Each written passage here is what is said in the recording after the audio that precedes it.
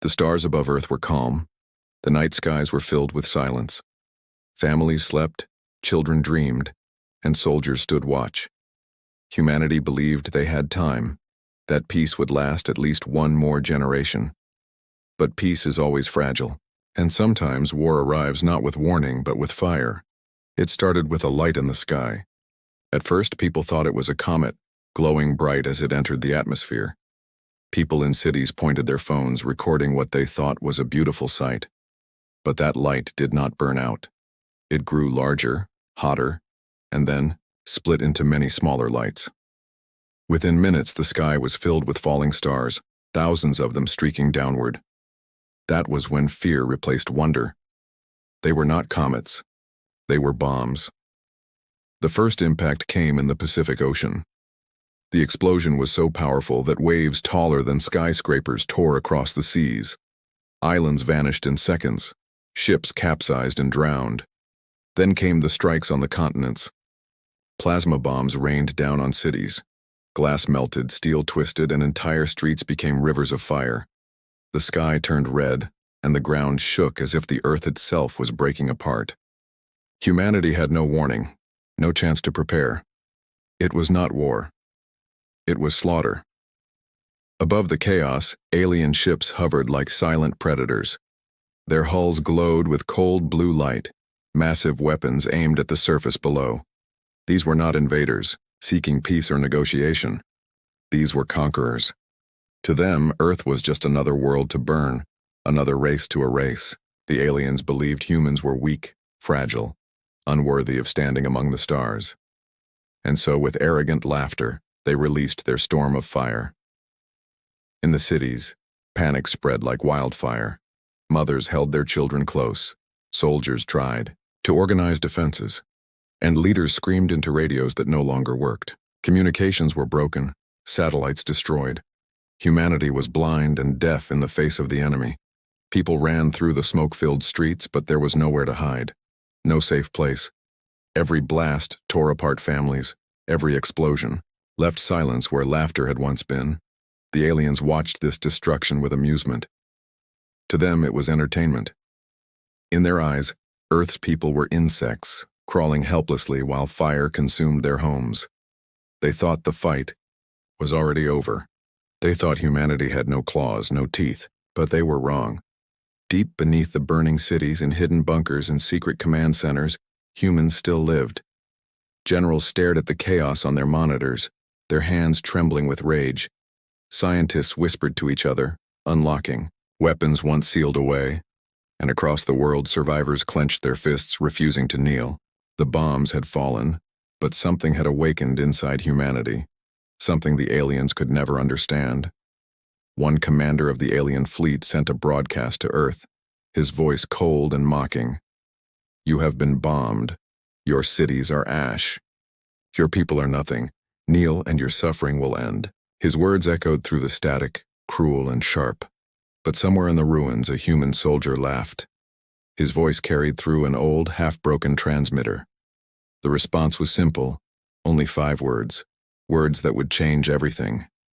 "You bombed us, adorable. Watch this."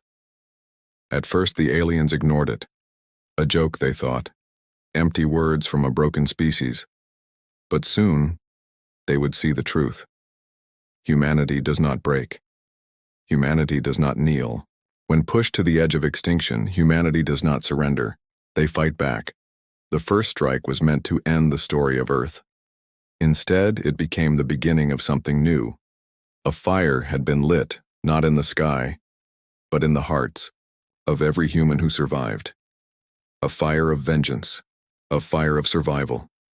And now that fire was about to rise higher than any alien could ever imagine. The aliens thought the war was already won. They thought humans would scatter like dust. But in the shadows, under the smoke, humanity's answer was preparing. They had seen their homes destroyed, their families taken, their cities turned to ash. And now, the world whispered the same. Words again and again, "You bombed us, adorable, watch this." The world was burning, but humanity was not finished. In the ashes of ruined cities, people crawled out from collapsed buildings, their faces covered in soot, their eyes burning with rage. The aliens believed the bombs had broken Earth forever. They thought no one could survive such fire. But survival was written deep inside humanity's blood. They had endured ice ages, plagues, and wars long before the stars ever noticed them. And now, with the sky full of enemy warships, that old survival fire burned again. The alien commanders sat in their massive control chambers studying Earth's surface. Their machines recorded the screams, the fires, the silence after explosions. To them, this was proof that the humans were weak. "They scatter like insects," one alien officer said, his scaled hand pointing at the broken cities. "They are finished. Their spirit is dust." Another laughed, his sharp teeth glowing in the blue light. "By tomorrow, Earth will be empty. We will drink victory tonight." But beneath the ground, far away from their eyes, something else was happening. In the dark tunnels of old bunkers, soldiers gathered. Their radios crackled with half-broken signals, commanders giving orders in whispers. "Do not cry, do not despair. This is not the end. It is the beginning." Those words traveled across hidden networks, carried by engineers, scientists, and survivors. Humanity was not on its knees. Humanity was preparing to rise. Deep in a forgotten mountain facility, heavy blast doors opened for the first time in decades. Dust fell from the ceiling as old engines roared to life. Inside stood machines the world had almost forgotten. Warships, designed not for peacekeeping but for survival of the species. They were relics of a time when humanity feared its own destruction, machines sealed away to never be used again. But now, there was no choice. Humanity had been attacked and the locks were broken. Scientists in white coats worked with trembling hands, their eyes tired but fierce. They unlocked data that governments had hidden for generations, projects too dangerous for peace, weapons too powerful for normal wars. Project Titan, Project Stormbreaker. Names whispered only in myths were now flashing red across control panels. Humanity had not been defenseless. Humanity had been waiting. Across the countryside, small villages that had been destroyed only hours before were already changing. Farmers with nothing but old tools sharpened their blades and crafted traps. Mechanics pulled apart broken cars to build makeshift weapons. Children carried messages through forests where machines could not track them. Humanity was not only strong in its machines, it was strong in its unity. Every hand, young or old, was now part of the war. In orbit, alien commanders laughed at this. Their scanners showed no great fleet, no massive army. To them, Earth was still just rubble and fear. They mocked the message that had been sent earlier. "You bombed us. Adorable. Watch this." They did not understand the weight of those words. They did not understand that humans fight best when cornered. They did not understand that every bomb they dropped had only fed the fire. Then came the first sign. A small alien scout ship disappeared from their radar. At first, they dismissed it. Technical error, perhaps a crash in the atmosphere. But then a second ship vanished. Then a third. The alien commander narrowed his eyes. "What is this?" The humans should be running, not fighting. His officers began to check their systems, confused. How could primitive humans make alien craft disappear? Yet far below, in the smoke of ruined forests, hidden cannons, ancient railguns secretly improved for decades, had awakened. One by one, they fired with precision. The alien ships never even saw them coming. Panic flickered inside the alien fleet. They had not expected resistance. They had not expected intelligence. But now, strange signals filled their communication lines.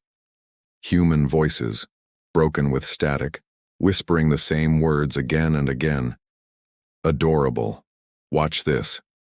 And then for the first time, humanity struck back in the open. From a hidden launch site, a massive human warship rose through the smoke. It was black, angular, armored like a beast of legend. This was not a ship of peace. It was a ship built in secret, a weapon of desperation. The alien fleet turned their guns toward it, expecting an easy kill. But the moment their plasma fire reached the warship, it shimmered, and the beams passed harmlessly off its hull. The aliens froze. Impossible. No species had ever blocked their weapons before. And yet here it was. Humanity's hidden strength. On Earth, survivors cheered. In the alien fleet, silence fell. The commanders stared at their screens, trying to make sense of what they saw. Humanity had been bombed. Humanity had bled. But humanity had not broken. The first strike was theirs. Now, the counterstrike had begun. The galaxy had thought humans were fragile. The galaxy had thought humans were prey. But the truth was now, rising from the ashes. Humanity was the storm they never expected. Humanity was the predator they had never feared. Until now. The words echoed once more across every channel, louder this time, no longer a whisper, but a roar. You bombed us. Adorable, watch this. The alien fleet regrouped above Earth, their commanders furious. They had expected silence, surrender, and despair. Instead, they were losing ships, vanishing without warning, torn apart by weapons they had never seen before. For the first time, the conquerors felt something they had not felt in centuries: doubt. In their control chamber, Admiral Korvac of the invaders slammed his clawed hand on the table. Impossible. Their technology is centuries behind ours. They cannot resist. His officers shifted nervously, exchanging worried glances. Yet the evidence was undeniable. Their scanners replayed the last moments of their scout ships, each destroyed by a beam of magnetic energy, each torn apart before they could even signal. Humanity was striking back, and they were doing it with precision. Down below, in hidden bunkers and war rooms, Earth's leaders stood in the glow of flickering monitors. Generals gave orders with calm voices, even as ash rained from the ceilings. "Release the ghost squadrons," one ordered. "Activate Stormbreaker." Doors that had been locked for decades opened with a groan. Pilots climbed into sleek fighters, painted black, their engines silent as death. These were not ordinary jets. These were experimental war machines, fast, sharp, designed for survival, not mercy. When the ghost squadrons launched, they disappeared into the sky without a sound. Alien radars failed to track them. The invaders stared at empty screens, confused, until explosions began ripping through their fleets. Fighters appeared like shadows out of nowhere, firing missiles that tore holes through alien armor. Within minutes, dozens of alien warships fell flaming from the heavens. Panic erupted in the alien fleet. Officers shouted at their screens, their voices shaking. "They move too fast. We cannot lock on. What are these ships?" The admiral snarled, his voice sharp with fear he refused to admit. "They are humans. Nothing more. Crush them." But the ghost squadrons did not stop. They danced around plasma beams, striking with surgical precision. For every one that fell, 3 more ships of the enemy burned. Across the world, survivors watched the skies. For the first time since the Yaburao, bombs had fallen, hope returned. Children pointed to the falling alien wreckage and cheered. Old men whispered prayers of thanks. Farmers raised their fists to the sky. The world was broken, but it was no longer powerless. Humanity was answering, and the answer was fire. The aliens tried to regain control. They unleashed larger warships, vessels the size of mountains, each one bristling with weapons. They fired plasma storms that could level entire cities. But then the hidden warship, the black angular beast that had risen in Part 2, moved forward. Its name, whispered among the humans who built it, was the Revenant. And the Revenant carried weapons no alien had ever faced. Its railguns roared, like thunder, each shot piercing through shields as if they were paper. Missiles streaked across the void, guided with terrifying accuracy. One alien cruiser after another fell apart in flames. The galaxy had seen powerful ships before, but never one like this. Never a human ship designed not just to fight, but to terrify. Admiral Korvac watched in disbelief as his proud fleet crumbled. "This cannot be. They are primitives. They are not supposed to stand against us." His voice cracked with panic, and his crew looked away in shame. No commander of their empire had ever lost to such a small, untested world. But the evidence filled every screen around them. Humanity was not only fighting back, they were winning. Back on Earth, the soldier who had first spoken through the broken transmitter repeated his words on every open frequency. His voice, steady and mocking, echoed across the battlefield. "You bombed us.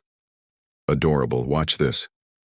The words carried beyond Earth, bouncing off satellites, spreading through channels the aliens could not block. And soon, the entire galaxy was listening.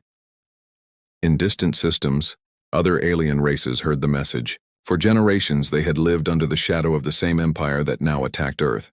They had believed no one could resist, no one could fight back. But now, across their screens, they saw something impossible. Human warships burning, fleets to ash. Human fighters striking with unmatched courage. A world once considered weak standing unbroken.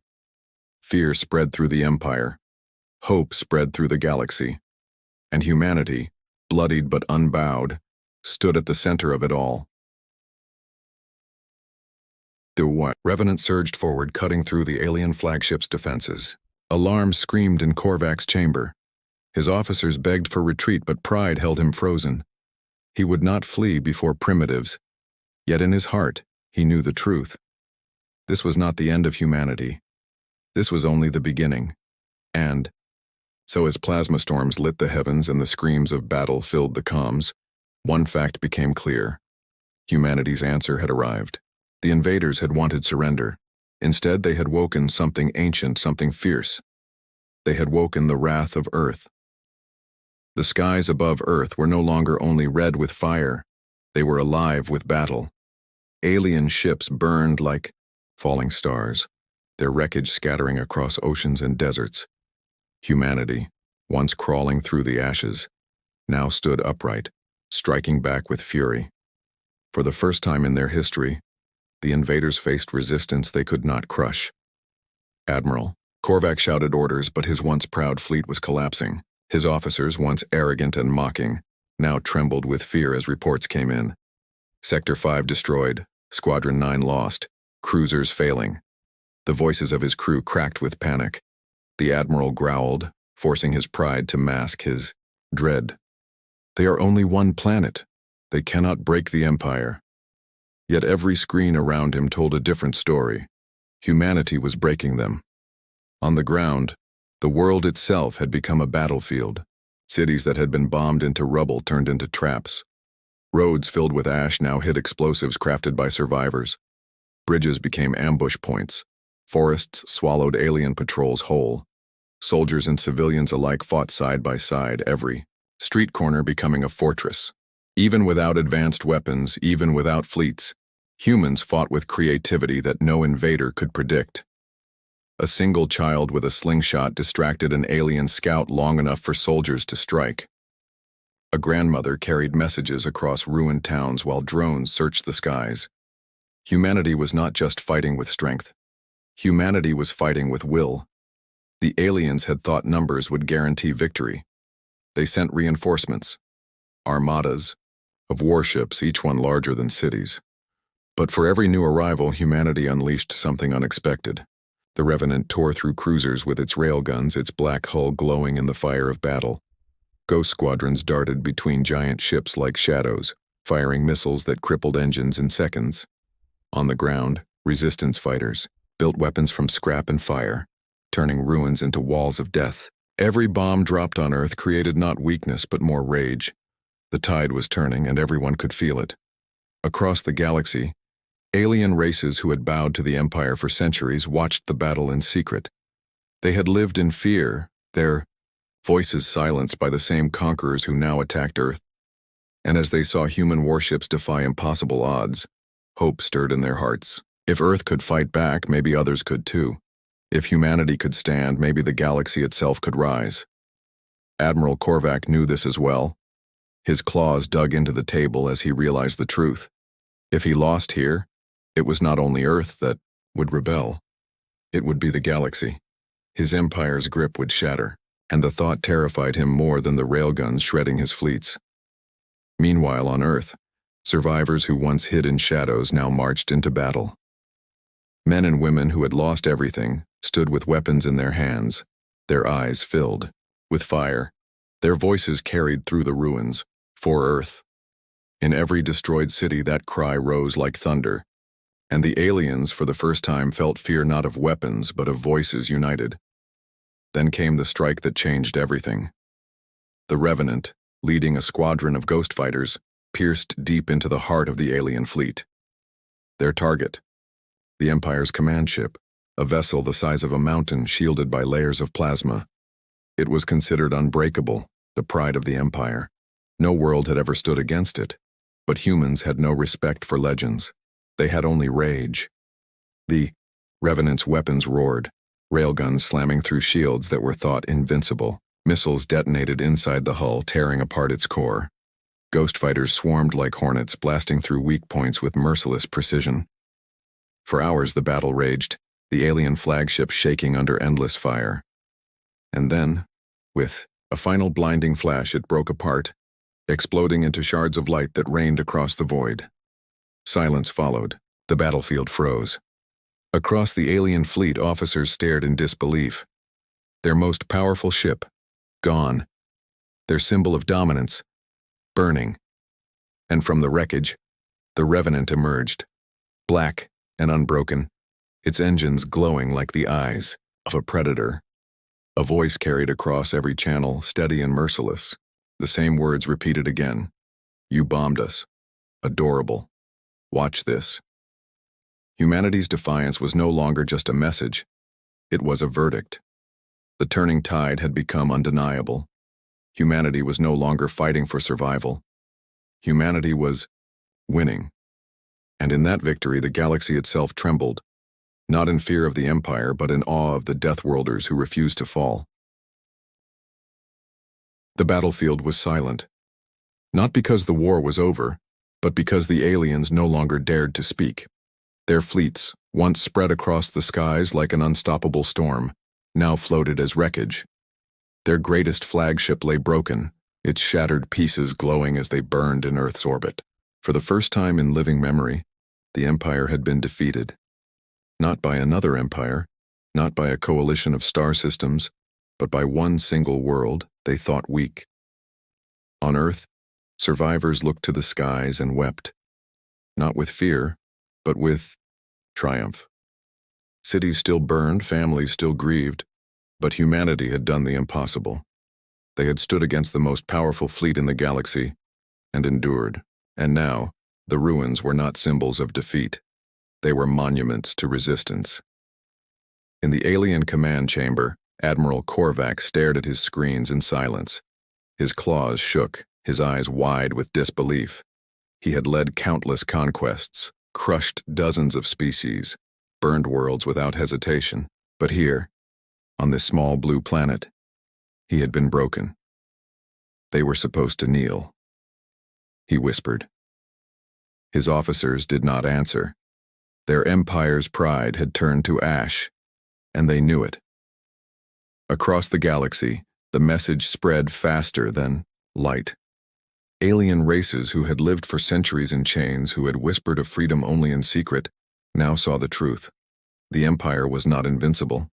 Humanity had proved it. Every broadcast, every stolen frequency carried the same human voice, the soldier who had first spoken from the ruins. His words were clear, echoing across stars. You bombed us. Adorable. Watch this. In hidden colonies, slaves lifted their heads in hope. On conquered worlds, rebels armed themselves with new courage. The galaxy trembled, not because of fear of the Empire, but because of the spark humanity had lit. A spark that could turn into fire across every world. The Revenant hovered above Earth, black and silent, its presence a warning to all who watched.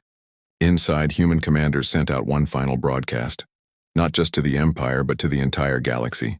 Screens lit up on every planet, voices carried into every system. The message was simple, but it struck harder than any weapon.